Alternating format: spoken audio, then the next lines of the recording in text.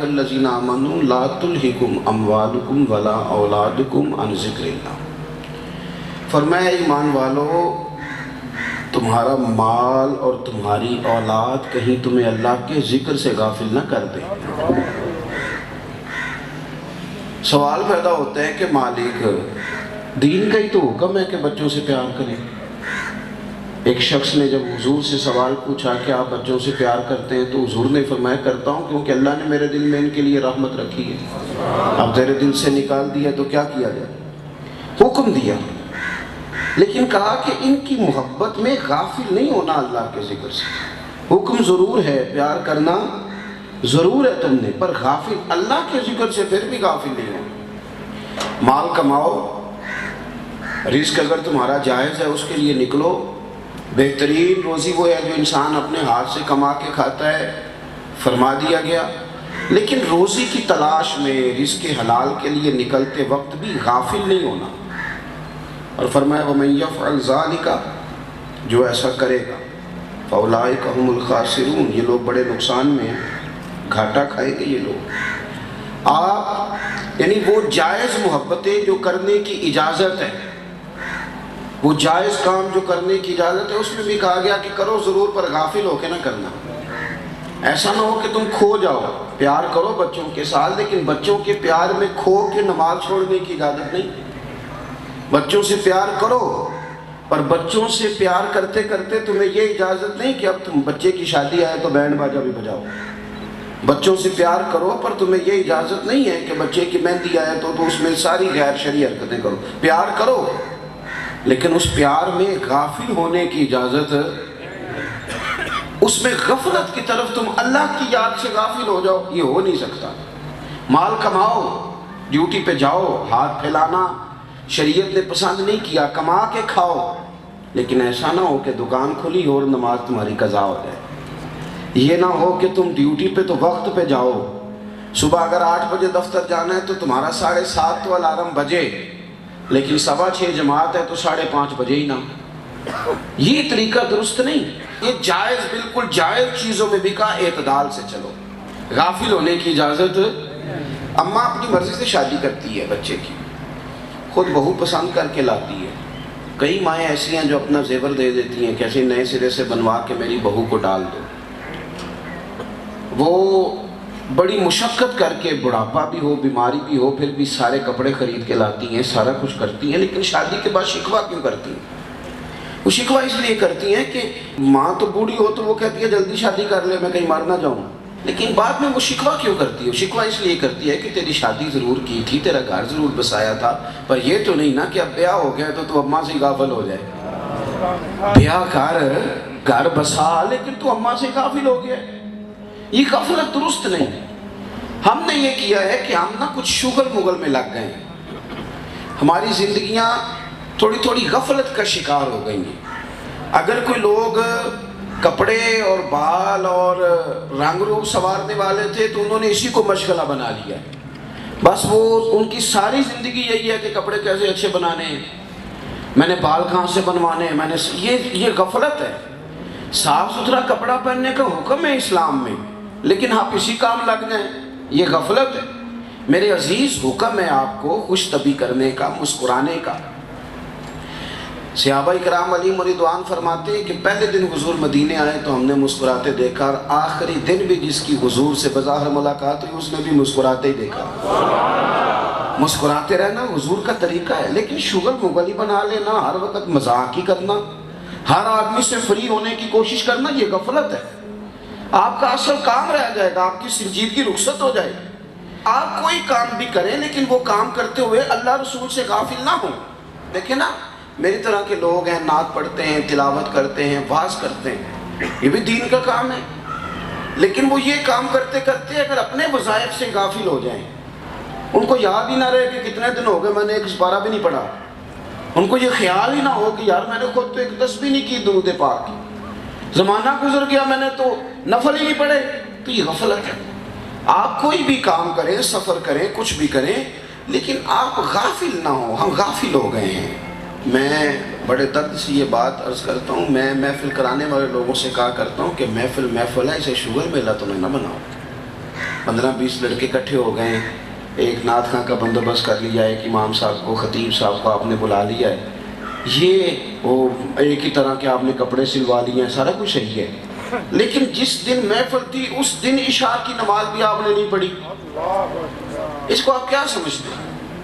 حضرت سلطان باہو رحمۃ اللہ علیہ جا رہے ہیں، ہم بابا فرید صاحب کے مزار پہ حاضری دینے جا رہے ہیں، بس ہم نے تیار کر لی، بہت سارے لوگ اس میں بٹھا لیے، اس کے اندر ہم نے کھانا جو ہے وہ رکھ لیا پکا کے، اس کے اندر ہم نے پھل جمع کر لیا، بس جا رہے تھے بابا صاحب کی حاضری دینے، رستے میں ایک نماز بھی نہیں پڑھی، رستے میں سارا شوگر، بڑا مزہ آیا جی، اس نے فلانے نے ہنسا ہنسا کے پاگل کر دیا، فلاں نے بڑی باتیں سنائی، لوٹ یہ بابا صاحب کی حاضری دینے جا رہے ہیں، یہ تعلیمات حضرت سلطان باہو کی ہے، یہ ہمیں سکھایا تھا حضرت بہاؤالدین زکریہ ملتانی نے، داتا علی اجمیری کا یہ انداز ہے کہ آپ نے اس کو شغل میلہ بنا لیا ہے، آپ غافلوں جیسی زندگی نہیں گزار سکتے، آپ کو پلٹ کے آنا ہے، اگر آپ غافل ہو جائیں گے تو پھر تو آپ بڑی دور نکل جائیں گے، آپ کو حکم ہے کہ آپ سارا دن ڈیوٹی کریں، سارا دن نوکری کریں، لیکن اذان ہو جائے نا تو پھر کوئی چیز آپ کو روک نہ سکے، آپ پہلی صف میں کھڑے ہوں،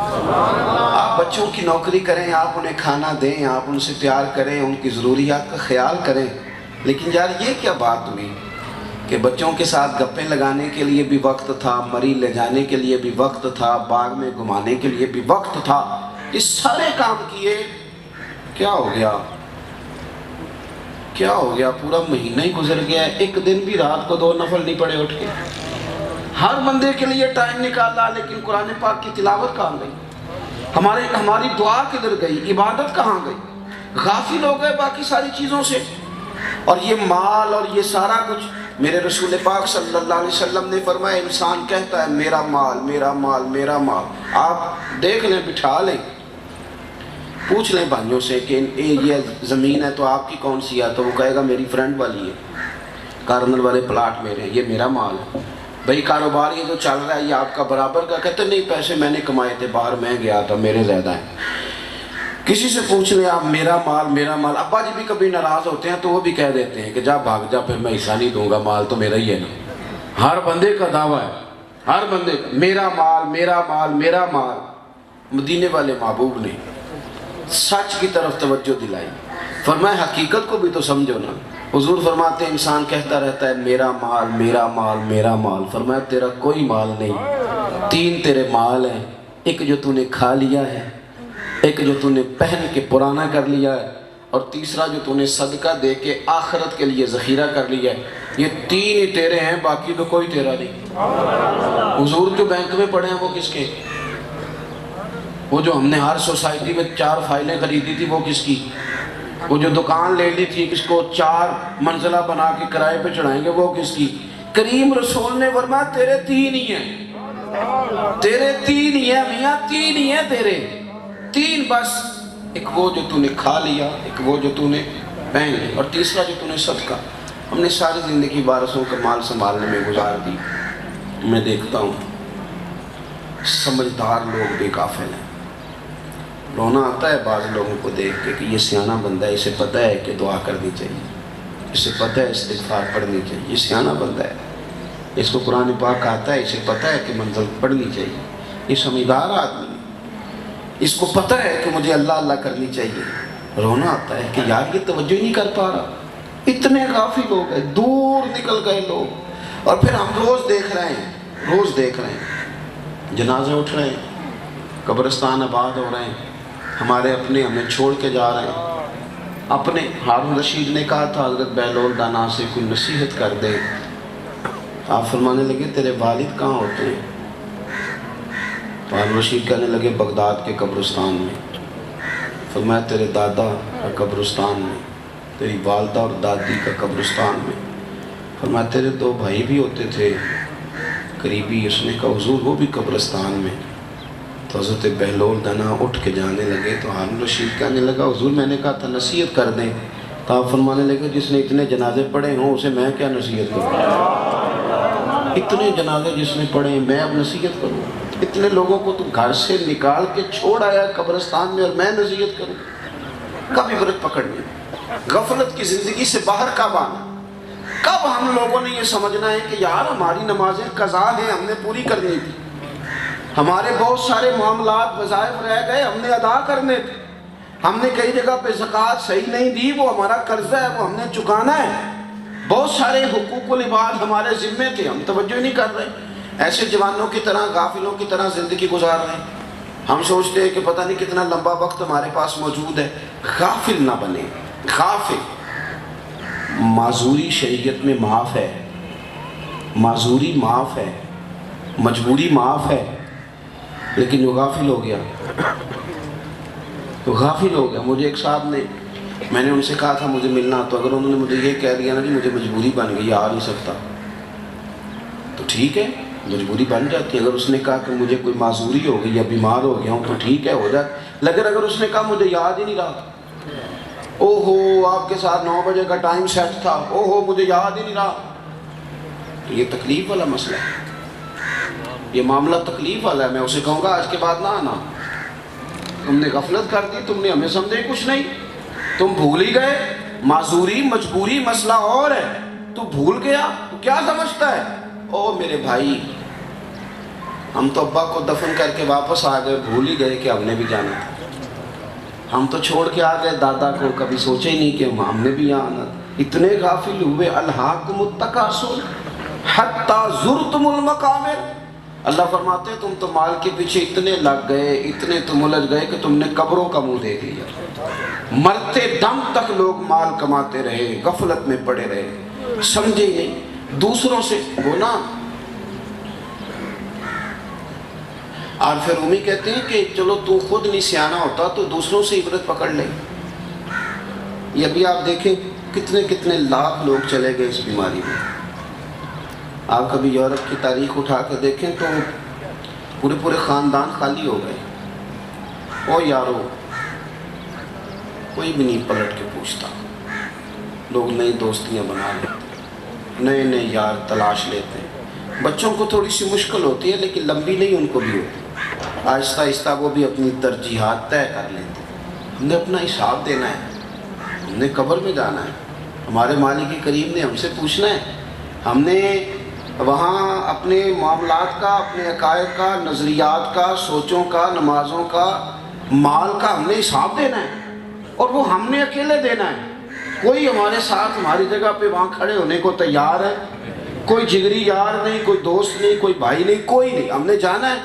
بزرگ فرماتے ہیں کہ دوسروں سے عبرت پکڑ لو۔ یہ کتنے لوگ ہیں؟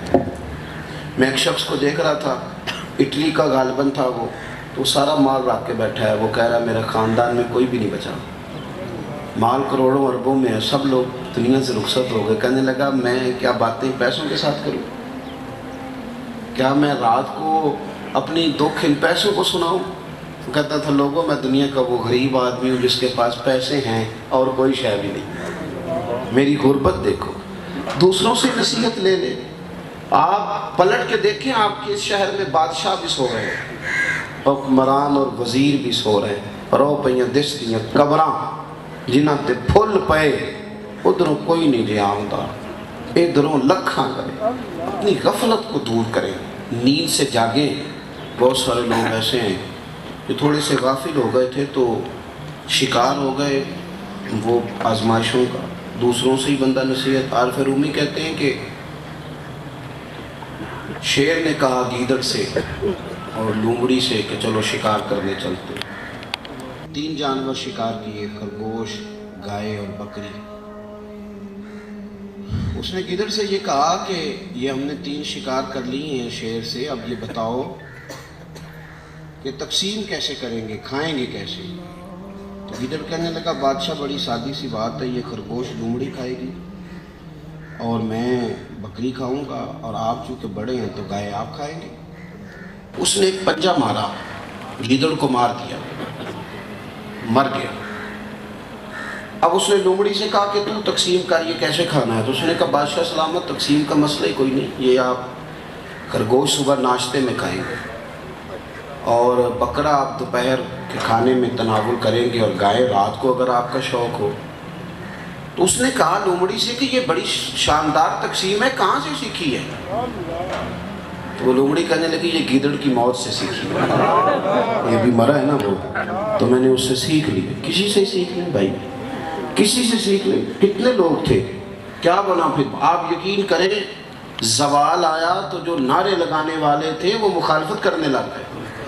چڑھے ہوئے سورج کی طرف کوئی آنکھ کھول کے تو دیکھے بھلا یہ دیکھنے دیتا ہے، لیکن جب عصر کے بعد زوال کا وقت ہوتا ہے تو لوگ چھتوں پہ چڑھ چڑھ کے گھورتے ہیں، لوگ دیکھتے ہیں۔ وقت زوال ہے نا، اب آنکھیں چندیاتی نہیں، اب سب دیکھتے ہیں۔ وقت بدلنے والا، حالات تبدیل ہونے والے ہیں۔ جو جوان ہیں وہ بوڑھے ہو جائیں گے، بوڑھے ہیں وہ کمزور ہو جائیں گے، جو آج کے بادشاہ ہیں وہ ان کی حکومتیں بدل دی جائیں گی۔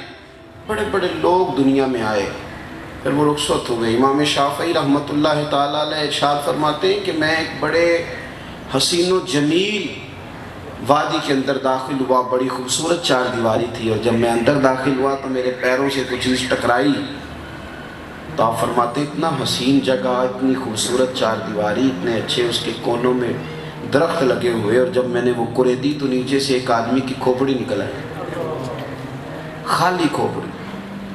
تو فرماتے میں نے اس شہر کے لوگوں سے کہا یہ کیا ہے؟ انہوں نے کہا یہ بادشاہوں کا قبرستان، چار دیواریاں تو حسین ہیں اور درخت تو انہوں نے سجا لیے ہیں، پر رہ تو کھوپڑیاں گئی ہیں نا خالی، باقی اندر تو کچھ نہیں بچا سکے۔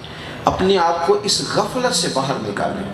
یہاں کچھ لوگ شغل میں لگے ہوئے ہیں، صبح سے شام تک مذاق ہے، کچھ موبائل پہ لگے ہوئے، وہ سمجھتے ہیں کہ زندگی وہی ہے جو موبائل کے اندر ہے، باہر شے کوئی نہیں۔ کچھ لوگ ایسے ہیں جو تعلقات بنانے کو لگے ہوئے ہیں، میرا فلانے سے بھی تعلق ہے، میرا فلانے سے بھی تعلق ہے، میں اس سے بھی اس کو بھی روٹی کھلانا چاہتا ہوں، وہ اس کام لگے ہوئے ہیں۔ کچھ ایسے ہیں جو زمینیں جائیدادیں بنانے لگے ہوئے ہیں، تو وہ پیسے آ جائیں تو زندگی سکھی ہے، نہ آئیں تو وہ تکلیف میں۔ ہم نے طرح طرح کی غفلتیں اپنی طبیعت پہ اوڑھ لی ہیں۔ ہمیں خبر ہے کہ ہماری کتنی نمازیں قضا ہو گئی، ہمیں پتہ ہے کہ میں اگر تھوڑا سا شغل میلے سے نکلوں تو میں بہت سارے حقوق العباد ادا کر سکتا ہوں۔ ہمیں پتہ ہے کہ یہ وقت جو میں نے کپ میں لگا دیا اس میں میں پورا سپارہ تلاوت کر سکتا ہوں، ہمیں خبر ہے، لیکن اپنی اس غفلت کو توڑنے کو تیار نہیں ہوتے، باہر نہیں نکلتے۔ غفلت تو پھر تیزی سے وہ غفلت آگے کی طرف بڑھ رہی ہے، وہ پھیل رہی ہے، اور اگر آپ نے سمجھنا ہے، نصیحت حاصل کرنی ہے، پھر ایک جملہ بھی کافی ہے، اور اگر کوئی شخص سمجھنا نہیں چاہتا تو پھر بحث در بحث ہے، پھر سوال در سوال ہے۔ وہ جی حقوق بھی بڑے ہیں، دنیا بھی رکھنی تھی، مولانا آپ بات تو ٹھیک کر رہے ہیں پر بچوں کے بیاہ بھی کرنے تھے، تو اگر آپ بچوں کے بیاہ سے پہلے فوت ہو گئے، اگر آپ دنیا داری ایک ہفتہ بھی نہ نبھا سکے چلے گئے، تو ہر کام کے اندر اگر ہم غافل رہیں گے، ہر کام میں، تو درویش کہتے جو دم غافل سو دم کافر، سانو مرشد اے ہو پڑھایا۔ غفلت نہیں اپنی زندگی میں۔ اور حضرت جنید بغدادی رحمۃ اللہ علیہ فرمایا کرتے تھے مجھے جوان بزرگوں کی ضرورت ہے۔ کن بزرگوں کی ضرورت ہے؟ جوان بزرگوں کی۔ حضرت صاحب جوان بزرگ کون سے ہوتے ہیں؟ تو فرماتے ہیں وہ جوانی لیکن وہ اپنی عادتیں بزرگوں والی بنا رہے ہیں۔ وہ یہ نہیں کہیں کہ ابھی تو پتہ نہیں بڑا ٹائم باقی ہے، وہ وقت پہ اپنے معاملات کو سمیٹ لیں، ان میں سنجیدگی آ جائے، غیر سنجیدہ نہ بنے، غافلوں والی زندگی نہیں گزارے، اس طرح کا ماحول نہ بنائیں کہ بھی بڑا ٹائم پڑا ہے۔ اب یہاں تو مجھے کئی دفعہ حیرانگی ہوتی ہے، لوگ بحث کر رہے ہوتے ہیں، نہیں جی نہیں آپ کو غلط فہمی، اتنی نہیں میری عمر جتنی آپ سمجھ رہے ہیں، اتنی نہیں، وہ تو ویسے ہی بال سفید ہو گئے، نہیں آپ، میں کوئی بڑی بات ہے آپ سے کچھ سال 2 سال بڑا ہوگا، یہ کس بات کی آپ بحث کر رہے ہیں؟ بھائی انسان کے افکار بتاتے ہیں۔ شیخ سعدی فرمایا کرتے تھے بزرگی عمر سے نہیں ہوتی، بزرگی تو کردار سے ہوتی ہے۔ اگر آپ کے کردار میں بزرگی آ گئی تو آپ بزرگ ہیں، اگر آپ کی گفتگو میں بزرگی آ گئی تو آپ بزرگ ہیں، ورنہ بڑے بڑے لوگ ہیں جن کی عمریں بڑی ہو جاتی ہیں پر اندر کا بچہ ختم نہیں ہوتا، وہیں کے وہیں کھڑے ہوتے ہیں، وہیں کے وہیں کھڑے ہیں ساری زندگی۔ تو غفلت کا جو ہم نے، اور اگر آپ نے سمجھنا ہے، حضرت سیدنا عیسیٰ روح اللہ علیہ السلام گزر رہے تھے تو ایک آدمی بڑا پریشان تھا، اونٹ چرا رہا تھا، آپ اس کے قریب سے گزرے تو دیکھا بڑی آزمائش میں ہے، آپ نے فرمایا کیوں پریشان؟ اس نے کہا حضرت جی یہ ایک اونٹ ہے، بڑا ہی شرارتی ہے، بڑا دوسروں کو کاٹتا ہے، کھاتا ہے، بھگاتا ہے، اس کی وجہ سے سارا ریوڑ بکھر جاتا ہے۔ میں اس کو گھیرتا ہوں لیکن باز ہی نہیں آتا۔ حضرت عیسیٰ روح اللہ علی نبینا علیہ الصلوۃ والسلام اس کے قریب گئے اونٹ کے، اس کا کان اٹھایا اور کان کے اندر کوئی بات کی۔ آپ تشریف لے گئے، 6 ماہ کے بعد واپس آئے۔ اونٹ لاغر ہو گیا، کمزور ہو گیا، مشکل سے چلتا ہے، گھاس کم کھاتا ہے، کمزور ہو گیا۔ آپ واپس تشریف لائے تو اس شخص سے پوچھا اسے کیا ہوا؟ کہنے لگے ایک بزرگ گزرے تھے، نہ جانے اس کے کان میں کیا کہہ گئے۔ آپ نے فرمایا میں ہی ہوں، میں عیسیٰ ہوں، اللہ کا پیغمبر۔ آپ کیا کہہ گئے اس کے کان میں؟ تو آپ فرمانے لگے کچھ بھی نہیں، میں نے تو صرف اتنا کہا تھا کہ تو بھی تو ایک دن ماری جائے گا، آخر تو موت ہی ہے نا، طے تو یہی ہے نا کہ تو نے مرنا ہے۔ جتنا مرضی بھاگ لے، جتنی مرضی شرارت کر لے، جتنا مرضی شغل بنا لے، آخر موت ہے، طے ہے کہ تو نے مرنا ہے، اینڈ یہی ہے تیرا۔ آپ نے یہ لفظ کہہ کے واپس نکلے تو وہ شخص آپ کا چہرہ دیکھنے لگا۔ آپ نے فرمایا تجھے کیا ہوا؟ کہنے لگا حضور جانور سمجھ گئے، ہمیں بھی تو اب سمجھ جانا چاہیے، اب ہمیں بھی تو سمجھنا چاہیے نا، یہ سمجھ گیا ہمیں بھی تو سمجھنا چاہیے۔ آپ اگر غفلت سے باہر آئیں گے، اگر آپ سنجیدہ ہو جائیں گے، آپ کی گفتگو میں لب و لہجے کے اندر محسوس ہوگا کہ یہ شخص اس طرح کا نہیں ہے۔ ایک پالیسی ہوتی ہے پکی، ایک انسان زندگی میں منصوبہ بندی کرتا ہے جس میں دیر پر چلتا ہے۔ ایک پالیسی ہوتی ہے ڈنگ ٹپاؤ، کہ آج کا دن گزارو کل، ہماری پالیسی ہے ڈنگ ٹپاؤ۔ ہم کہتے ہیں نہیں آج کا دن گزارو نا کسی طریقے سے، اور نہیں جی اللہ معاف کرنے والا ہے، میں نے کرا لیا دعا، پیر صاحب آئے تھے، وہ میں آج کے رسول ہوں، پرسوں تو نافل نعت کرائی ہے، 6 پورے نعت کا 6 کے 6 مجھے کہہ گئے تھے تو آج کے رسول ہے، اور کئیوں نے تو جم کے ٹکٹ بھی مجھے ہی دی ہے کہ تم پکا ہے، باقی پکے ہو نہ ہو، تو اتنے سارے تو لوگ کہہ گئے ہیں تو باچ ہی جاؤں گا کسی نہ کسی طریقے سے۔ تو یاد رکھنا رسول کائنات صلی اللہ تعالیٰ علیہ وسلم کی پیاری زوجہ سیدہ طیبہ طاہرہ ام المومنین سیدنا عائشہ صدیقہ محدثہ ہے، محدثہ فرمایا کرتی سی دعا کرو اللہ حساب نہ پوچھے، دعا کرو مالک حساب نہ پوچھے۔ اماں جی دعا کراتی، دعا کرو وہ حساب نہ پوچھے، نہ حساب پوچھ لیا تو مشکل ہو جائے گی، دعا کرو وہ۔ حضور کے صحابی بیٹھے تو نبی پاک صلی اللہ علیہ وسلم نے فرمایا کہ کچھ لوگ 70,000 ایسے ہوں گے قیامت کے دن جنہیں اللہ تعالیٰ بغیر حساب کے جنت دے دے گا۔ 70,000 لوگ۔ حضرت کاشف رضی اللہ تعالیٰ عنہ فوراً اٹھ کے کھڑے ہو گئے، صحابی ہے نا، ہر صحابی جنتی، اور نبی پاک صلی اللہ تعالیٰ علیہ وسلم نے فرمایا یہ نرے مومن نہیں، الصحابی کالنجوم، یہ تو ہدایت کے منارے بھی ہیں، یعنی کہ تو پیچھے چلنے والے کو بھی ہدایت ملتی ہے۔ اتنے تگڑے لوگ، حضور نے فرمایا 70,000 لوگوں کو اللہ بغیر حساب کتاب جنت دے گا، تو حضرت عائشہ اٹھ کے کھڑے ہو گئے، سونیا میرے لیے بھی دعا کر دے، اللہ مجھے جنت دے دے، میرے لیے بھی دعا کرے اللہ مجھے ان میں شامل کرے جن کا حساب نہیں ہوگا۔ تو حضور نے فرمایا جا تیرے ساتھ وعدہ کر لیا، اللہ تبارک و تعالیٰ تجھے ان میں شامل کرے گا، اللہ تجھے ان میں شامل کرے گا۔ تو ایک صحابی اٹھے، یا رسول اللہ میرے لیے بھی دعا کرے، فرمایا کر دیتا ہوں، پر عکاشہ تجھ پہ سبقت لے گیا ہے، وہ آگے نکل گیا۔ طلب یہ ہے کہ کامیابی ہو جائے، کامیابی لا یستوی اصحاب النار و اصحاب الجنہ، جنتی اور جہنمی برابر نہیں ہوتے بھائی، اصحاب الجنتی ہم الفائزون، کامیاب وہی ہے جسے صبح قیامت جس کے لیے رب رحمت کے ساتھ جنت کا فیصلہ کر دے گا۔ اپنے معاملات کو روز اپنے، حضرت عمر فرمایا کرتے تھے اس سے پہلے کہ تمہارا حساب کیا جائے اپنا حساب کر لو، اس سے پہلے کہ تمہارا حساب۔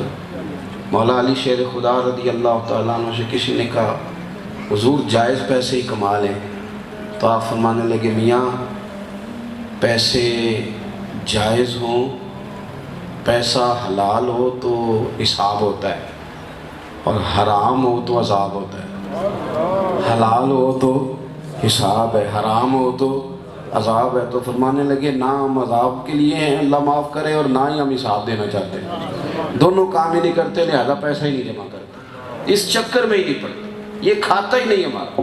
اپنے غفلت سے باہر آئیں، میں نے شروع میں جو بات کی کہ ہم نے نا شغل میلہ بنا لیا بہت ساری چیزوں سے، اس سے نکلیں، اور بہت سارے لوگ تیزی سے غافل ہوئے۔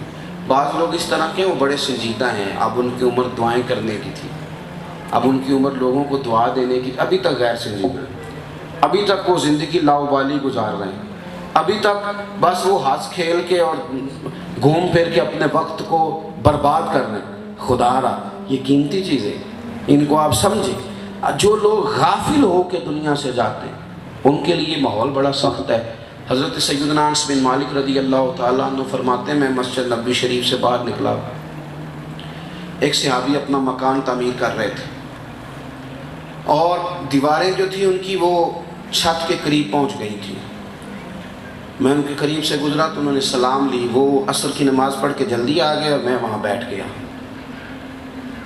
سلام لی تو مجھ سے فرمانے لگے کوئی نئی آیت تو نہیں نازل ہوئی؟ میں نے کہا ہاں ہوئی ہے نا۔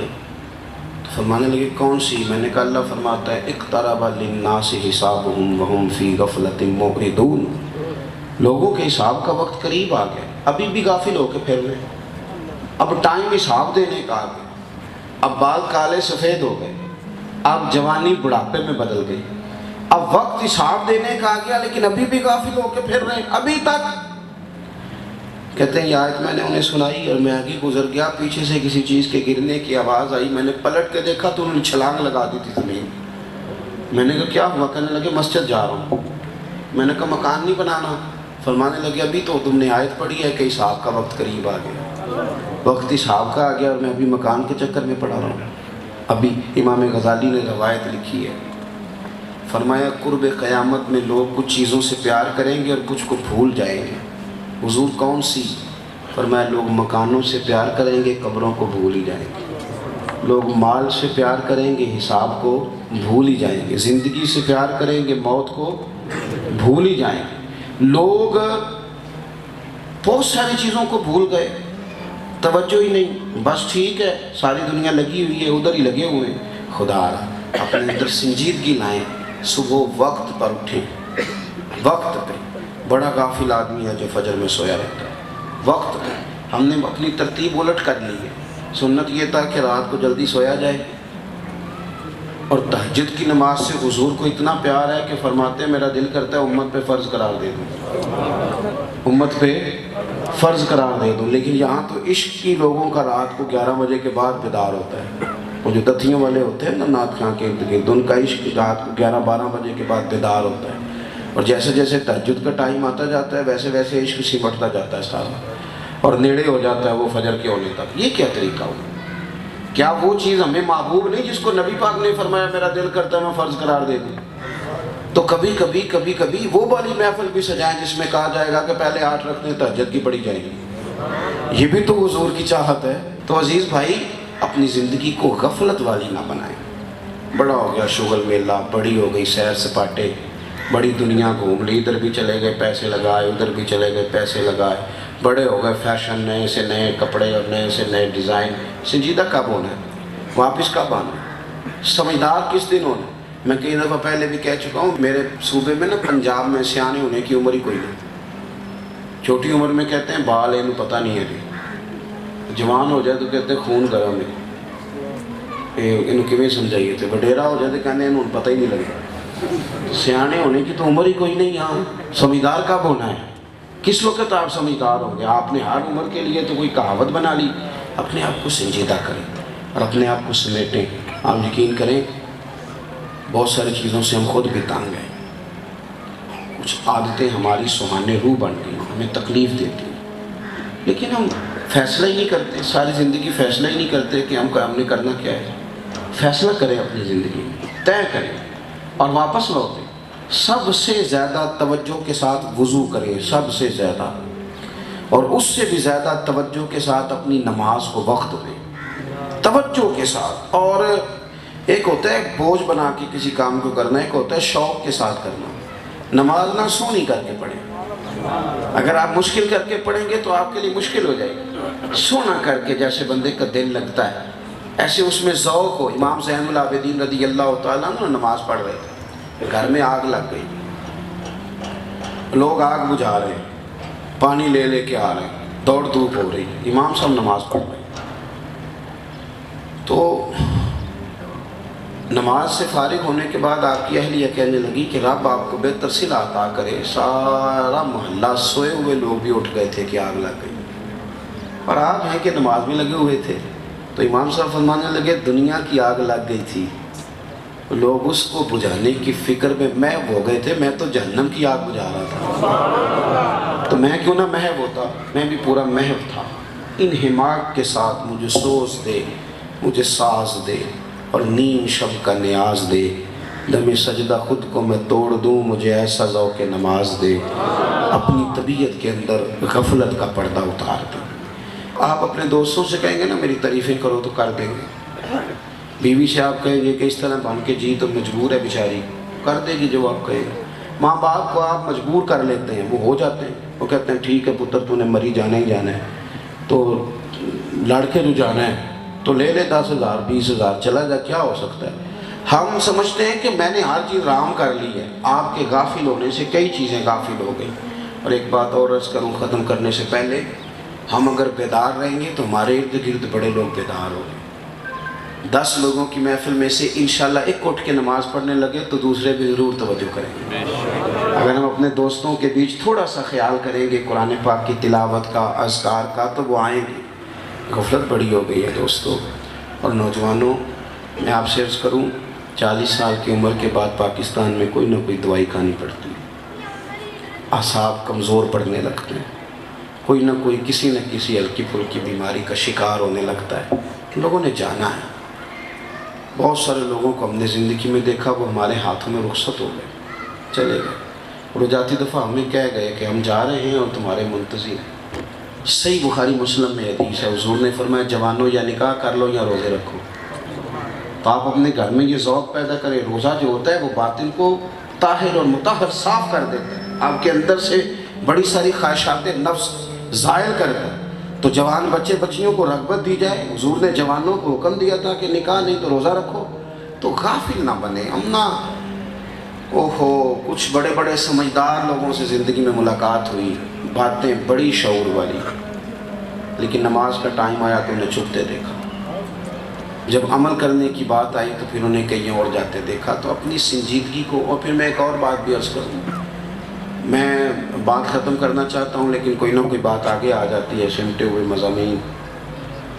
میں نے جمعے والے دن ایک بات کی تھی، میں نے کہا تھا کہ یہ تھوڑا سا نا اپنے آپ کو ظاہر کرنا ذرا کم کرے۔ ہمارے ہاں بچیوں کی شادی ہوتی ہے نا، تو بچے کے ماں باپ ایک دعا یہ مانگتے ہیں کہ روٹی